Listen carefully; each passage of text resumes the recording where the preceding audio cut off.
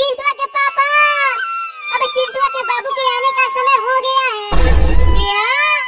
अरे तब तो ये बहुत ही खुशी की बात है। रुको बाजार से अपने होने वाले बाबू के लिए खिलौने खरीद कर लाता हूँ। अरे इसने अभी अभी लात मारा, लगता है उसे बहुत ही ज्यादा जल्दी है दुनिया में आने की। आज तो मैं पूरे गांव में मिठाई बांटूंगा। मैं तो जा रहा हूँ बाजार। चिंटू और चिंकी तुम दोनों मेरे पास आओ।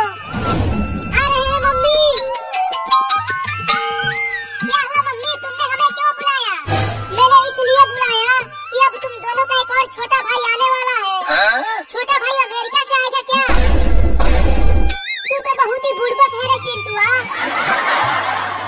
अरे चिंटू और चिंकी, मेरे पेट में बहुत तेज दर्द होने लगा है। जल्दी अपने पापा को बुलाओ। लेकिन पापा तो बाहर चले गए। अब तक तो वो बहुत ही दूर चले गए होंगे। तो फिर जल्दी मुझे हॉस्पिटल लेकर चलो। बहुत तेज दर्द हो रहा है, लगता है मैं नहीं बच पाऊंगी। लेकिन ऐसा मत बोलो मम्मी, हम आपको कुछ नहीं होने देंगे। रुको मम्मी, मैं गाड़ी लेकर आता हूँ। चिंटिया, लगता है अब तुम्हारा बाबू आने ही वाला है। जल्दी मुझे डॉक्टर के पास लेकर चलो। थोड़ी देर रुक जा मम्मी, चिंटुआ को गाड़ी लेकर आ जाने दो। उसके बाद हम आपको हॉस्पिटल लेकर जाएंगे। अब कहाँ से गाड़ी लेकर आऊँ? अरे वो कार वाले भैया, रुक जाओ, मम्मी को हॉस्पिटल लेकर जाना है। अरे रुक जा बे कमीने कार वाला। चला गया कमीना, अब क्या करूँ?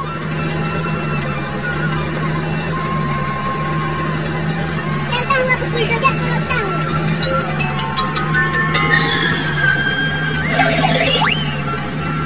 अरे रुक जा बुलडोजर वाले भैया। अरे वो छोटा लड़का बीच रोड पर क्या कर रहा है? अरे वो लड़का, चलो आगे से हटो, नहीं तो तुम बुलडोजर से कुचल जाओगे।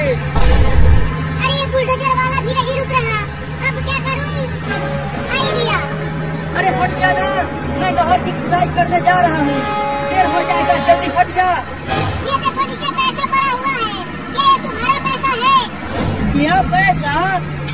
अरे हाँ हाँ, वो मेरा ही पैसा है, तुम मत लेना, मैं लूंगा उसे। कहाँ है पैसा, कहाँ है पैसा लड़का? यहाँ नीचे रोड पर नोटों की गड्डियाँ हैं। हाँ, नोटों की गड्डियाँ, तब तो आज मजा ही आ जाएगा। जल्दी चलो रे बाबा, पैसा मिला है। कहाँ है पैसा, कहाँ है पैसा? वहाँ नीचे देखो, बुलडोजर के टायर के पास। अरे यहाँ तो नोटों की गड्डियाँ है ही नहीं, वो पैसा कहाँ है लड़का? वही देखो नीचे होगा।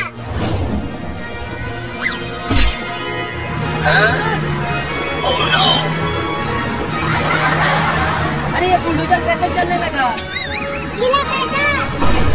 अरे रुक जा कमीना लड़का, मुझे उल्लू बनाकर मेरा बुलडोजर लेकर भाग रहा है। बाद में लौटा दूंगा बुलडोजर को। मेरा बुलडोजर लेकर भाग गया कमीना लड़का, अब नहर की खुदाई कैसे करूँगा?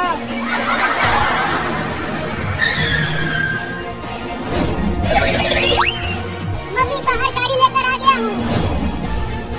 चिंकी जल्दी चलो, मम्मी को गाड़ी पर बैठाते हैं। आ जाओ, थोड़ा धीरे धीरे ले चलना, बहुत दर्द हो रहा है मुझे। ठीक है मम्मी।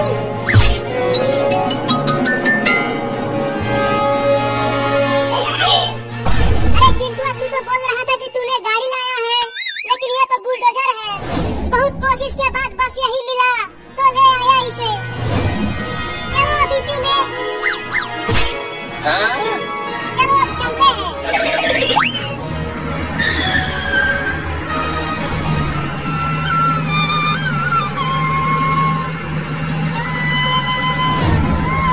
चिंटू और चिंकी, तुम दोनों मम्मी को बुलडोजर में भरकर कहाँ ले जा रहे हो? बाद में बता देंगे, अभी तू घर जा।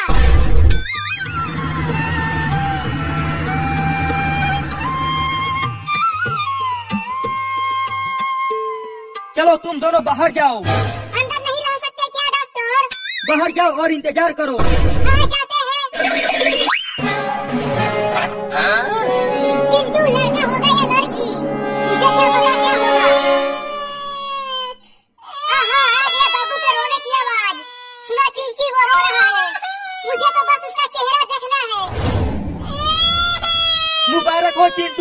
जी लड़का हुआ है। क्या? तुम इसको सीधा पकड़ो, मैं टीका लगा देता हूँ। कस के पकड़े रहना, मैं इंजेक्शन लगाने जा रहा हूँ।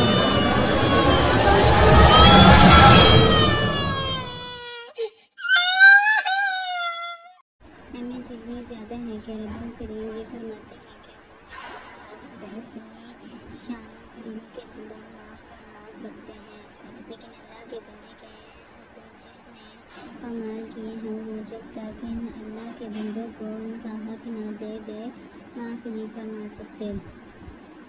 जिस तरह वालिदैन के हक़ में ऐसे ही शोहर का बीवी पर और बीवी का शोहर पर हक़ है। कुरान करीम ने इस मामले में दोनों के हक़ाइक़ को यकसा करार दिया है,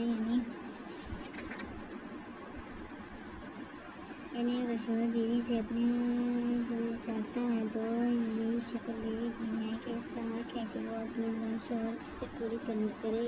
और इसी बना पर रमज़ान के हवाले से फरमाया गया है। हमें मालूम है कि ये एक ज़रूरियात है कि इसके सरफरात के दौरान ये हक़ अदा हो सकता है। इसका करना नामुमकिन करार दिया गया है। शोहर ये मौका रखता है कि इसके लिए इसका सारे काम पेश आए या अगर इसका एहतराम किया जाए और इससे ताल्लुक़ का जाहिर किया जाए तो इसके हिदायत में ये बात भी शामिल है कि इसको अपने मदद किया जाए कि इसके तारीफ भेजी जाए, इसके साथ इस ताल्लुक़ को मजबूत किया जाए जिसके बारे में हदीस में फरमाया गया है कि अगर एक शख्स का पड़ोसी भूखा सोता है तो ये इसके ईमान न होने की अलामत है। ईमान की अलामत ये है कि हमें ये मालूम हो कि हमारा पड़ोसी किस हालत में है। ये हक़ जो पड़ोसी का है रोज़े के दौरान और बढ़ जाता है, क्योंकि रोज़ा वो शोरी हासिल कोशिश है जिसमें हम अल्लाह ताला के दिए गए कमाल को दर्जा कमाल नाफिज करना चाहते हैं। जायज़ लेकर देखने की ज़रूरत है कि हमारा रोज़मर्रा का तर्ज़ अमल किया गया। काफ़ी अलविदा हमने अपने रोज़मर्रा के मामलात में अपने पड़ोसियों को अहमियत देते हैं ताकि पड़ोसी का रोज़े के दौरान वो बढ़ जाता है, क्योंकि रोज़ा और शोरी की कोशिश ये है कि हम अल्लाह ताला के दिए हुए कमाल को दर्जा कमाल नाफिज करना चाहते हैं। जायज़ लेकर देखने की ज़रूरत है कि हमारा रोज़मर्रा का तर्ज़ अमल क्या है। काफ़ी बुरा हम अपने रोज़मर्रा के मामलात में अपने पड़ोसियों की अहमियत देते हैं। क्या हम जानते हैं कि हमारे पड़ोसी में जो लोग बस रहे हैं उनके हालात क्या हैं। हम दूर से ये देख कर एक शख्स सुबह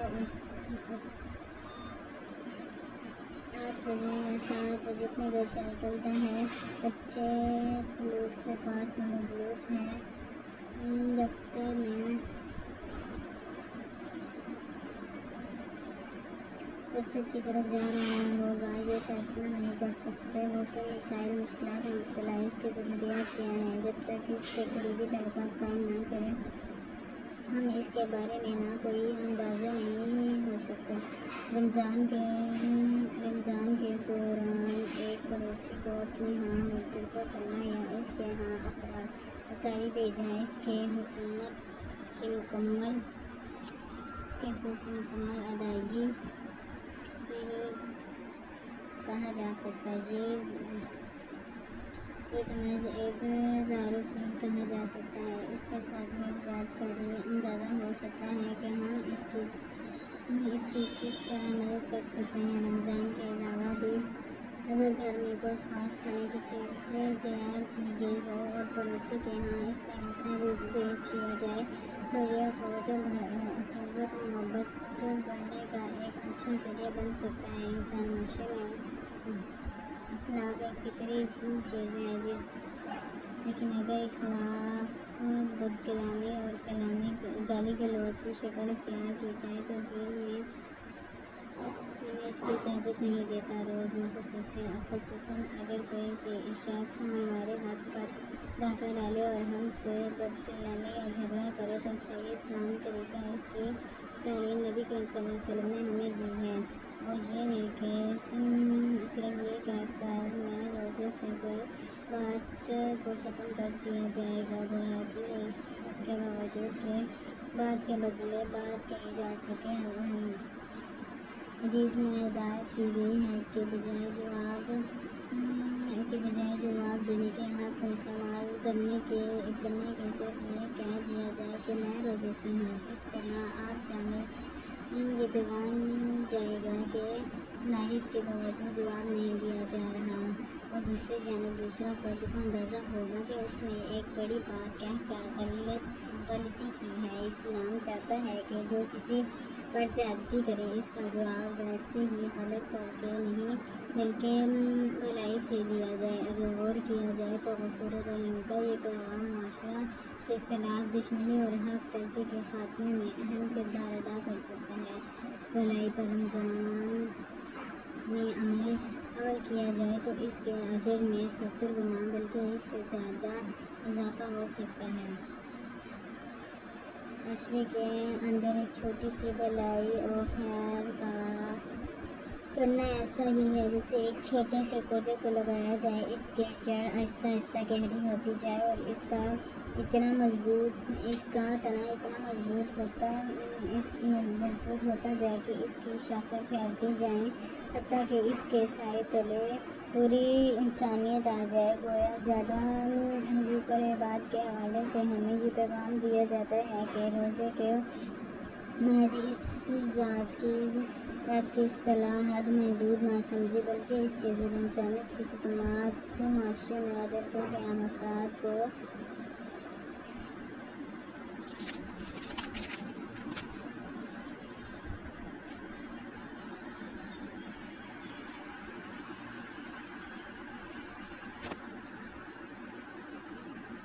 ज़रूरत की फराहमी के साथ अख़वत भाईचारे के रिश्ते को उसवार करने का ज़रिया बनाए। रोज़े के हवाले से ये बात भी ज़हन में रखनी चाहिए कि हुक़ूक़ुल इबाद का मामला अल्लाह से कम नहीं है। ये तो मुमकिन है कि अल्लाह के हुकूक़ में कोई कमी रह गई हो जिसे वो अपनी अज़ीम रहमत की बिना पर ना फरमा दिया जाए, इसका हिसाब ना करें। मसलन अल्लाह ताला का ये हक़ है कि बंदा इसका शुक्र अदा करते हुए आने सुबह इसके घर में हाजिर हो, इसकी बंदगी का इजहार करे, इसके सामने सिराता को झुका दे। लेकिन किसी बिना पर एक शख्स अल्लाह ताला के पास हुकूक़ अदायगी ना कर सका तो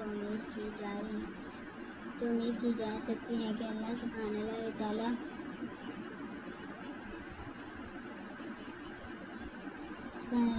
जो रहमान करीम है और हर मामले में अपने बंदों से दरगुजर मोहब्बत फरमाता है। इस महसूस करीम से अगर चाहे तो इस शख्स के साथ गफूर दरगुजर काम लेकर, लेकिन हुकूक़ुल इबाद की इतनी अहमियत है कि जब तक इसके ख़ुसूसी तौर पर अदा ना किया जाए, ये वो फ़र्द जिसके हक़ूक़ को पामाल किया जाए, खुद माफ़ ना किया जाए, अल्लाह ताला भी ऐसे फ़र्द को माफ़ नहीं फरमाता। रोज़ेदार इबादत के ज़रिए हमें ये सिखाता है कि हम किस तरह से अल्लाह ताला की बंदगी करते हैं। अल्लाह ताला के बंदों के हुकूक़ की अदायगी अदल व इंसाफ़ की बुनियाद पर वफ़ादारी के साथ, मोहब्बत और तवज्जो के साथ, अख़ुवत की बुनियाद पर अदा करते हुए एक मिसाली माशरा तमीर कर सकते हैं जो अमन को गवाह हो।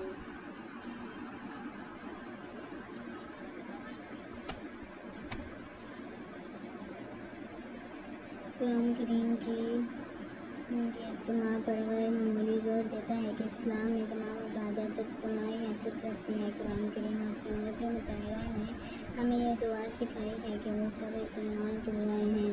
इसीलिए यूँ मालूम होता है कि कुरान सुन्नत का मदाद खुसूस चंद ऐसे अफराद की तैयारी नहीं जो अपनी ज़ात की हद तक इबादत का इत्माम करते हों, बल्कि ऐसे अफराद मतलूब में जो दूसरों के हकूक़ का एहतराम करते हैं। रोज़े का मकसद ऐसे अफराद तैयार करना नहीं है जो अपनी ज़ात में मुजस्सम भलाई तो हों, लेकिन जिनकी भलाई से दूसरों को फ़ायदा ना पहुँचे। इन अफराद की मिसाल जो महज अपने तज़किरा और अपनी ज़ात की जना की फ़िक्र करते हैं, ऐसे है जैसे एक तस्वीर या हार के इंतहाई खूबसूरत मगर मुंतशर जलाने